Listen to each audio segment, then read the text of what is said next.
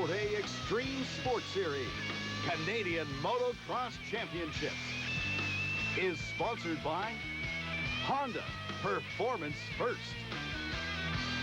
Suzuki, ride the winds of change.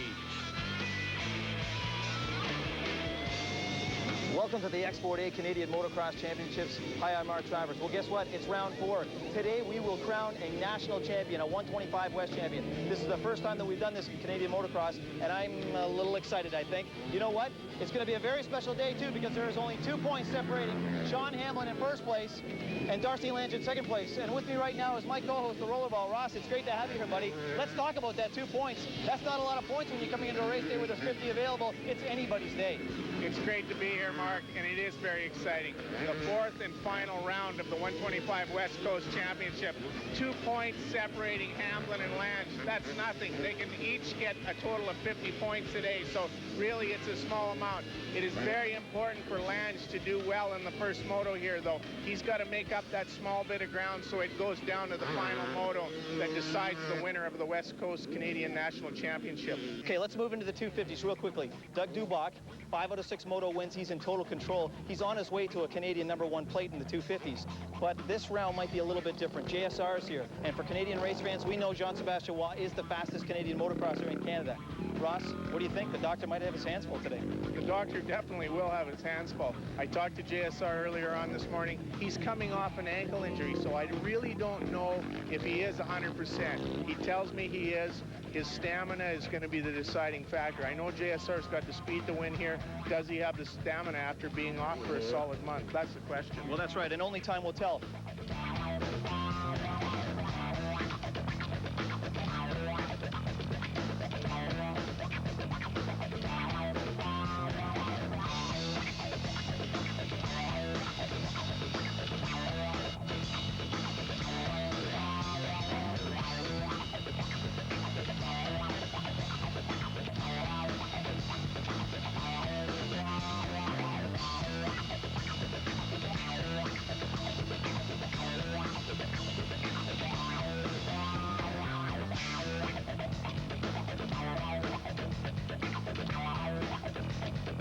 You know, Ross, if I was riding in the professional series this year, I think this track would be my favorite. And the reason that I like it is because it's so flat, they get the speed, and yet they've man-made all these jumps, so you get a lot of air. So it's a fan favorite because spectator-friendly. There's lots to see. A combination of speed and air. I think that's what motocross for me is all about. It certainly is, Mark. Grunthal, Manitoba here has done an awesome job with this track. They've relatively taken a flat field and making a super technical track out of it. How they've done that is they've added rocker section, bank corners, tabletop jumps. They've really made a great track out of this field. And the toughest section on this track is this double jump that we're standing on right now. Well, what a perfect lead into the Ross Peterson track tip.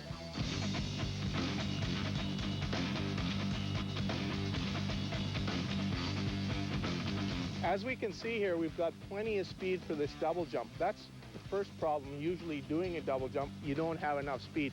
Here with this long straightaway, the problem is too much air time. You don't want a lot of air time. When you're in the air, you're coasting essentially because you're not putting the power to the ground. You want to get the motorcycle back on the ground. And on this double jump, a guy that I really saw doing it well in practice was Hamlin. Looked really good doing it. As he came up to the jump, he was in that jockey position as we talked about, guys. You know, you're crouched over the bike, standing up, and as you hit the jump, instead of being stiff on it, you want to absorb the motorcycle. And what that does is keeps the center of gravity low, gets you back on the ground, and that puts the power to the ground, and you can attack the next section. That's my track tip, and I'm Ross Peterson. I just started riding my bike again last Monday. I'm not 100%, but definitely I've got the speed to hopefully to beat those Americans who keep winning every week. The doctor said 4 weeks, so I think I'm going to try riding like slowly on the 3rd week and then see if I'm up to speed for Barry. Motocross Championship is brought to you by Orthoflex Custom Bracing, bracing you into the millennium. Any other riders out there that you think might be a spoiler or could give you a hard time? Brad Hagseth. I mean, he won second moto last weekend. He was going really fast. I kind of had to come from behind. You know, I caught him. But probably those two are probably going to be my main. And then Lance Ricard's riding really well, too. You can't count him out either, you know. I mean, everybody's fast. You just got to ride your own race. Okay, Roscoe, riders are on the line. First 125 moto. Is it just me, or I'm nervous? I got a little bit of goosebumps. Well, again here, Mark, they're starting on that concrete starting gate. That makes it really tough for them to get off the line well. Okay, throttles are pinned, waiting for the gate to drop, and the gate is down. And here they go, Roscoe, coming into that first corner. It's a tight left-hander. Look at the way those bikes are bottlenecking. It looks like we've got some green out front. It is. It's Lange, Tiger Lacey, and of course, looks like Sean Hamblin with Hagseth in the 4th place. Okay, great start for Lacey. Look at him. He's battling right out in front here. Oh, this is one of my favorite parts of this track, that really tight whip section coming into the doubles.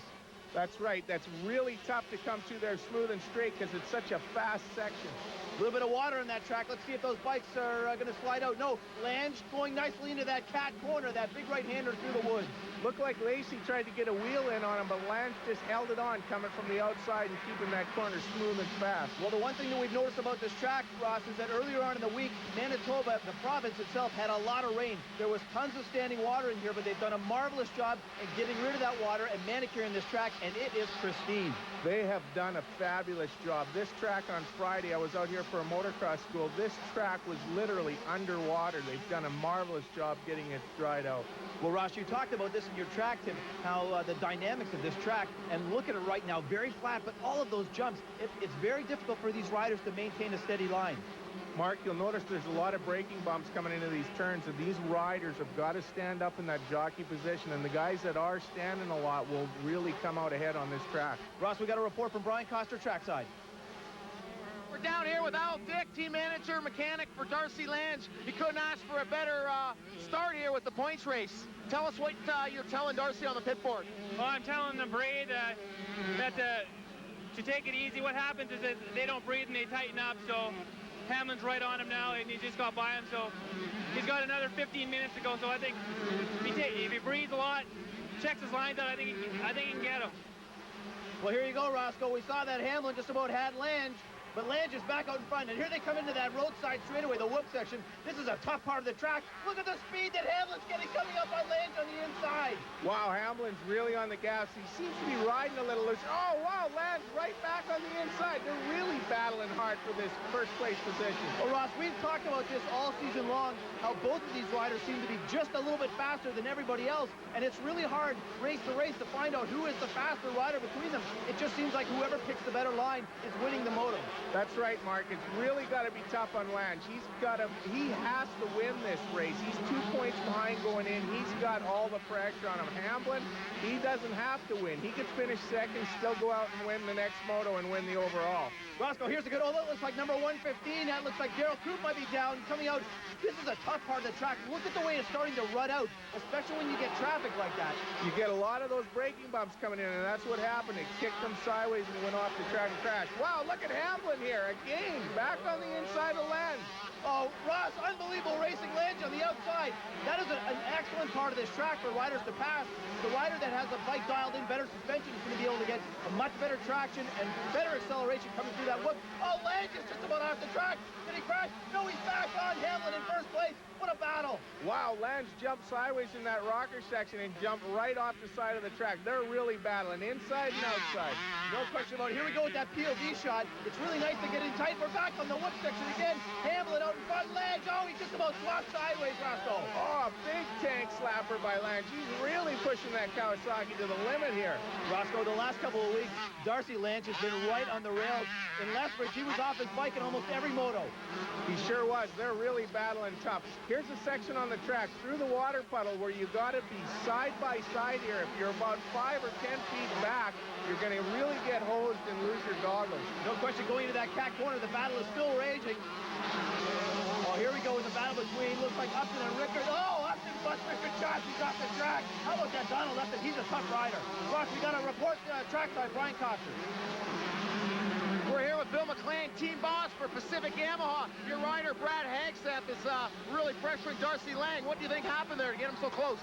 Well, I think Darcy must have bobbled somewhere on the track and had a little problem, and we reeled him right in. And I tell you, we need to get by him bad to get some points. We're 5 points behind right now, and we're shooting to get third overall in the series. If we can get by him, that'll be some valuable points for us. Thanks very much, Brian. There's a good shot of Darcy Lange as he hits that finish line tabletop.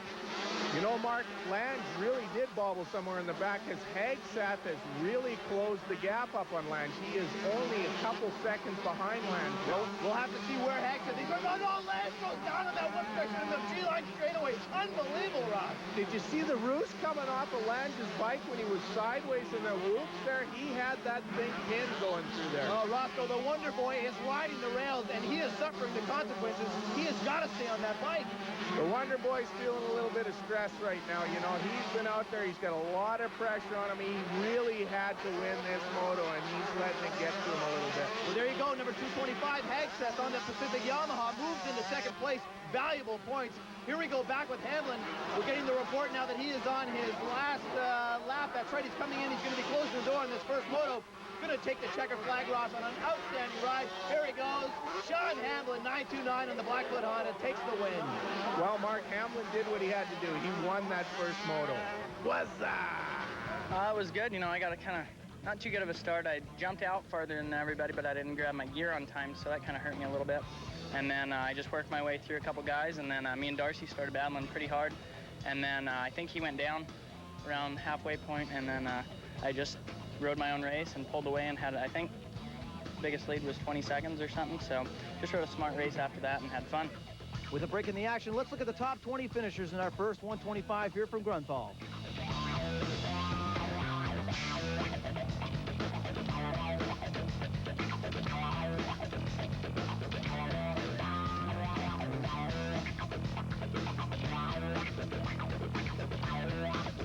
If I got the whole shot, you know, I was going to go for the win for sure, but both of the title contenders, you know, Darcy and Hamlin, they both got good starts. I think Upton is in third now at 1 point ahead of me, so I just have to beat Upton, and if I get a chance to win, then I'm going to go for it and get the overall.